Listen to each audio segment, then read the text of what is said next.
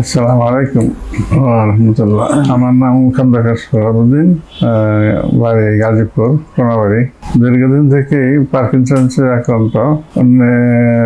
2012 সালে আমি ডাক্তার একটা সেবার এখানে গেছি। তারপরে ওখানে গিয়ে ধরা পড়ছে আমার পার্কিনসন্স হয়েছে। তার মনে হয় 4-5 বছর আগে শুরু হয়েছে, আমি জানি না। 2012 সাল থেকে ধরা পড়ছে এবং ট্রিটমেন্টে আছি ডাক্তার আলিয়া আক্তার ভূঁইয়ার কেয়ারে। প্রথম তো বুঝতে পারি নাই, হাত কাঁপতো, হাত পা এগুলো কাঁপতো, বডিটাও কাঁপতো। আস্তে আস্তে ওনার কাছে গিয়ে ধরা পড়লো যে আমার পার্কিনসন্স হয়েছে।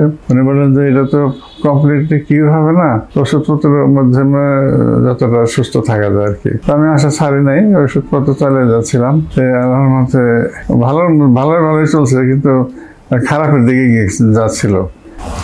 আমার বর্তমান 5 চলে আর কি। কিন্তু তারপরে কিছুদিন বছরখানেক আগে আমি হাঁটা চলা করতে পারতাম না, বন্ধ হয়ে গেছিল। ডাক্তার সাহেব আমি হাঁটা চলা করতে পারি না বিধায় ওষুধগুলো হাঁটা চলার ওষুধটা উনি বন্ধ করে দিয়েছিলেন। হাঁটতে পারে না, সুতরাং ওষুধ খাওয়া কী হবে। তারপর আবার ইঞ্জেকশনটা শুরু হলো, অ্যালফামরফিন ইঞ্জেকশনটা আসলো। তারপরে তখন আমি হাসপাতালে আমি ওইটা নিতে শুরু করলাম 2.5 মিলিগ্রাম। তারপর থেকে আমি একটু ভালোর দিকে মনে হচ্ছিল, ভালো হচ্ছিল। তখন আমি হাঁটাটা আল্লাহর মতে আমি হাঁটতে পারি। ইঞ্জেকশন দেওয়ার পর থেকে কিছু হাঁটতে পারি, ব্যালেন্সটা মোটামুটি কনফিডেন্ট আসছে। ইঞ্জেকশনটা নেওয়ার পর থেকে অচল হয়ে পড়ছিলাম আর কি।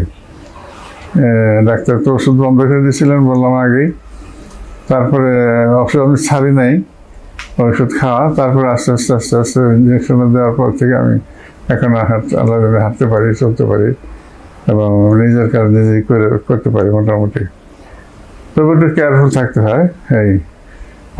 ইঞ্জেকশনটা নেওয়ার পরে আমার খুবই ভালো লাগতো। যখন নিতাম তখন শরীরটা ঝরঝর হয়ে যেত, পাতলা হয়ে যেত।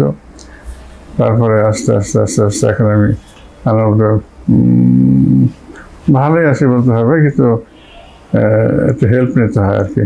চলাফেরা করতে একটু কেয়ারফুল থাকতে হয়।